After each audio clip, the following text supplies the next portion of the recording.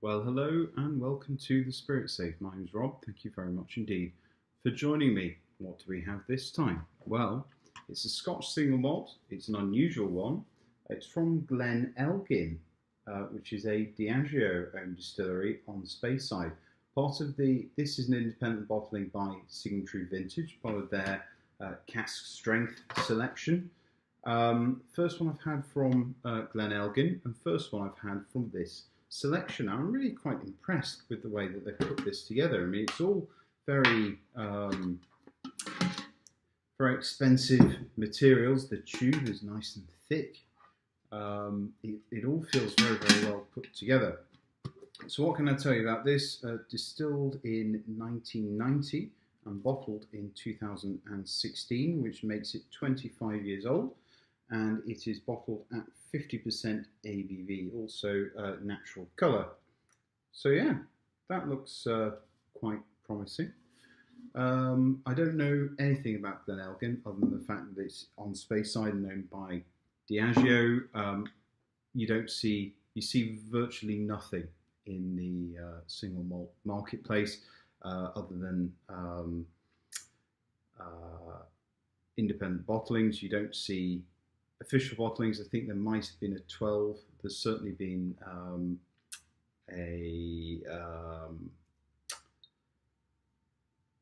what's it called now? A Flora and Fauna bottling. I think there was a 12-year-old Flora and Fauna. Really nicely put together. Very heavy base on this bottle. Look at the size of it. It's got a decanter's rim, and that cork is just preposterously big. Big, heavy bottle. It makes you feel when you pick up the tube that you've got lots left, and then you look and you have it, and it's sad. So entirely ex-bourbon. Cost me about £85 from the Whiskey Exchange, and so I bought it and had it delivered to the UK, and a family member brought it over for me. So I've had this for over a year on the shelf. Oldest bottle we've had so far on the Spirit Safe is last 25 years. We had a 23-year-old from Glen Keith. So that's a 25 from Glen Elgin. Okay, let's see what we have here. A mixed fruit peel and a kind of furniture polish or varnish note.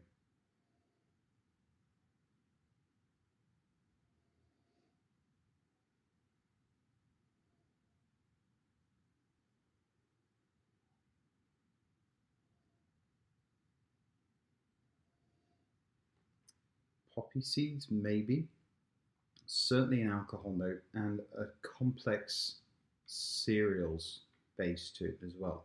So kind of, you can imagine there being rye and wheat and other things in it rather than just malted barley. It's got quite a Canadian nose to it because it's got that complex cereals and that quite forward cereal alcohol note. More fruit starting to come through, bananas and apples.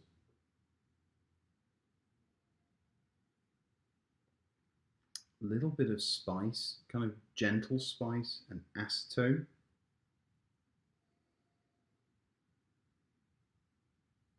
And later there's a black cherry note, and a barrel char starts to come through as well.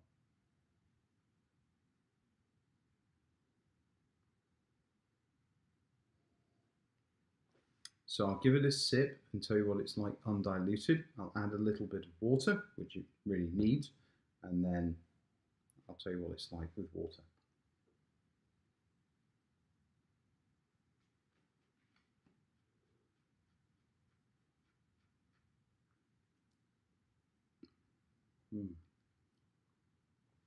Quite spicy.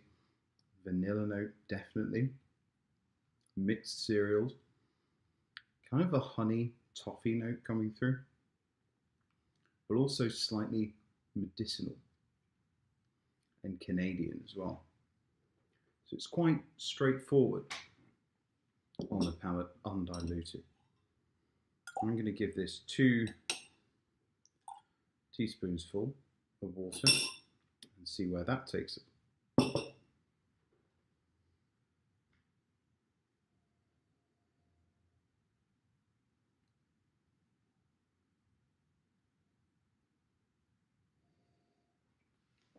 Definitely banana leaves and popcorn starts to appear.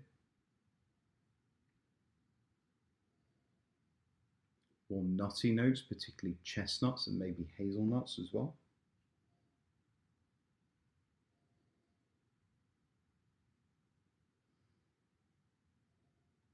A pleasantly sour note on the nose as well. Herbal. Kind of a purple candies, you know, those purple flat lollipops that you can get. Definitely the bourbon notes, the rye coming through.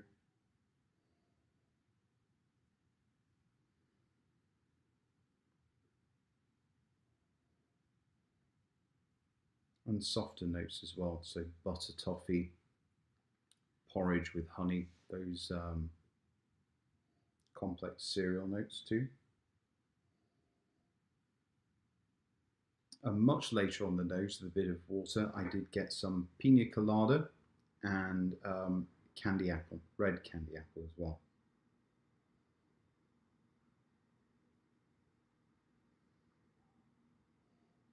There isn't a great deal of the typical Speyside maltiness to it.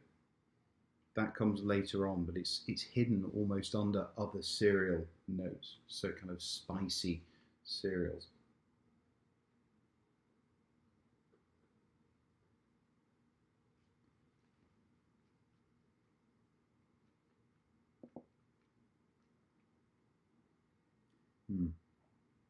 Much more palatable with a couple of teaspoons of water. Lots and lots of bourbon notes, rye spice, lingering spice on there. Hall's Soothers, the throat candies. Wood char, most definitely. Mint and orange, a little bit of chocolate mint as well.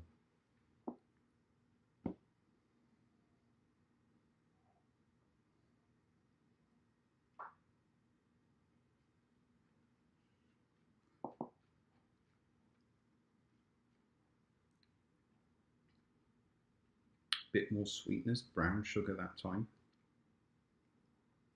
Finish is fairly nutty.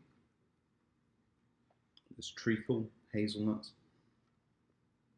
a pleasant sourness like you get with a Balvenie,